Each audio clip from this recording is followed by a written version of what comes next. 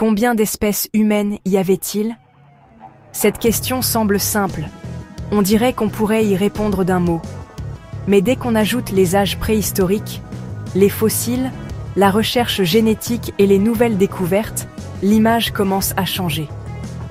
L'histoire humaine n'est pas une ligne droite, mais celle d'un immense arbre dont les branches se séparent, disparaissent et parfois se réunissent. Et ces branches nous donnent encore des indices pour comprendre qui nous sommes. Aujourd'hui, seul Homo sapiens, nous, reste sur Terre. Mais dans le passé, la scène était bien plus peuplée. Différentes espèces humaines partageaient la même terre, chassaient les mêmes proies, se rencontraient parfois, et parfois se mélangeaient. Alors, qui étaient ces espèces? Comment vivaient-elles? Et surtout, pourquoi sommes-nous les seuls à être restés? L'histoire de l'humanité a commencé il y a environ 6 à 7 millions d'années. Nos ancêtres qui vivaient dans les vastes savanes d'Afrique n'étaient ainsi pas entièrement humains.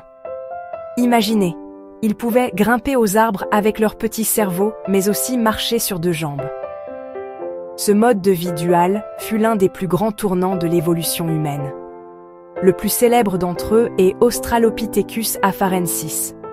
Son représentant le plus connu est le squelette nommé Lucy, découvert en Éthiopie en 1974. Lucy marchait sur 2 jambes, mais sa capacité cérébrale était seulement d'environ 1/3 de celle d'un humain moderne.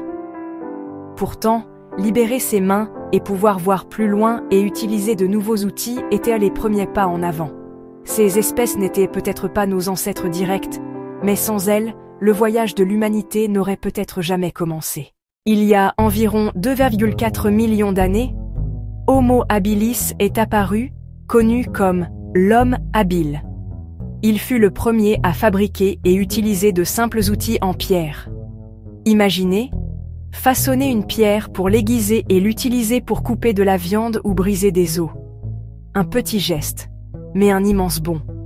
Avec l'apparition de cette espèce, l'humanité a non seulement survécu, mais aussi commencé à façonner la nature. Les premiers pas de la culture et de la technologie étaient cachés dans ces pierres simples. Puis est venu Homo erectus. Apparu il y a environ 1,8 million d'années, cette espèce fut l'une des plus longues de l'histoire humaine. Ils ont survécu pendant 1,5 million d'années. Ils sont les premiers humains à avoir maîtrisé le feu.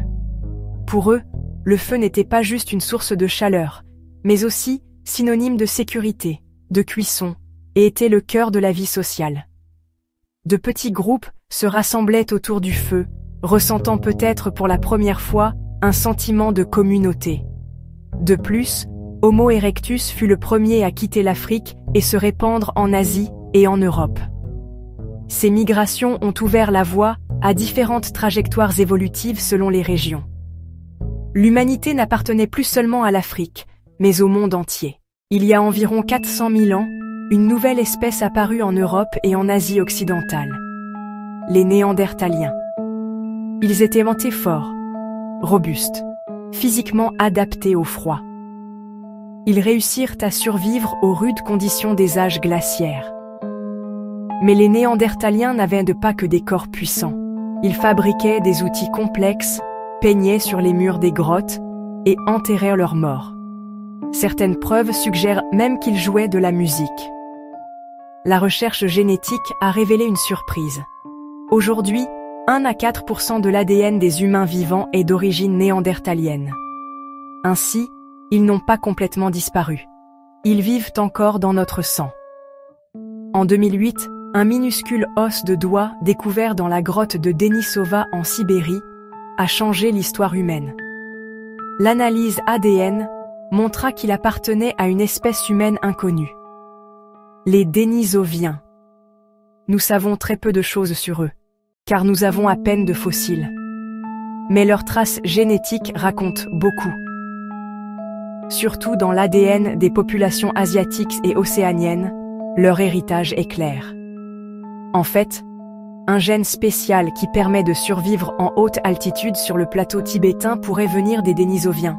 Cela montre que, même restés dans l'ombre, leur impact fut durable. En 2003, La découverte de petits squelettes sur l'île de Flores en Indonésie a choqué la communauté scientifique. Homo floresiensis, ou les hobbits, mesuraient à peine 1 mètre. Malgré leur petit cerveau, ils fabriquaient des outils en pierre et chassaient. Leur histoire nous montre ceci. L'évolution n'est pas une ligne droite. Sur une petite île, les corps sont devenus plus petits pour s'adapter. C'est l'un des chemins inattendus de la nature. En 2013, la découverte d'Homo naledi dans une grotte sud-africaine a surpris à nouveau les scientifiques. Ils ont vécu il y a environ 250 000 ans. Leur cerveau était petit, mais les preuves indiquent qu'ils enterrèrent leurs morts. Cela a prouvé que l'intelligence et la pensée symbolique n'étaient pas réservées aux espèces à gros cerveaux. L'humanité était capable de développement culturel sur différentes branches. Longtemps, on a cru que les différentes espèces humaines vivaient séparément. Mais la recherche génétique a prouvé le contraire. Il y avait des échanges génétiques entre Homo sapiens, Néandertaliens et Denisoviens. Ces espèces n'étaient pas seulement des rivales, elles se mélangeaient aussi.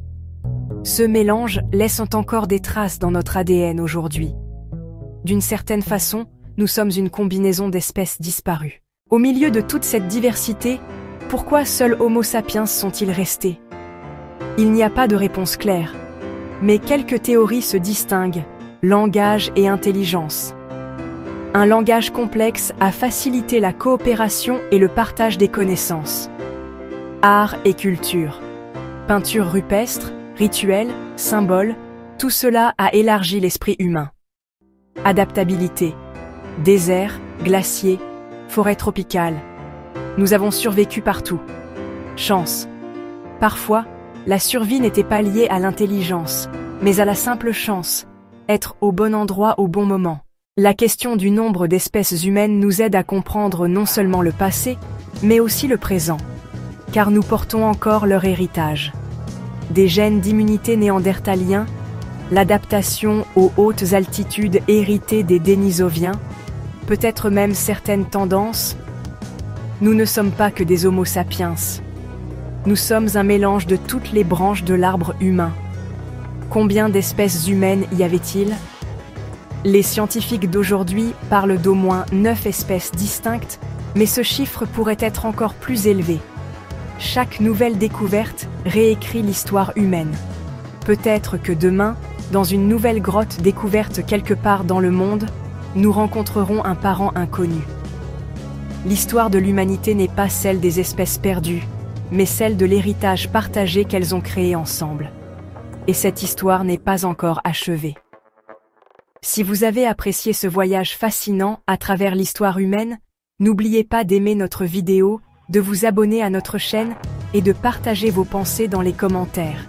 Restez connectés pour de nouvelles découvertes et d'autres aventures humaines.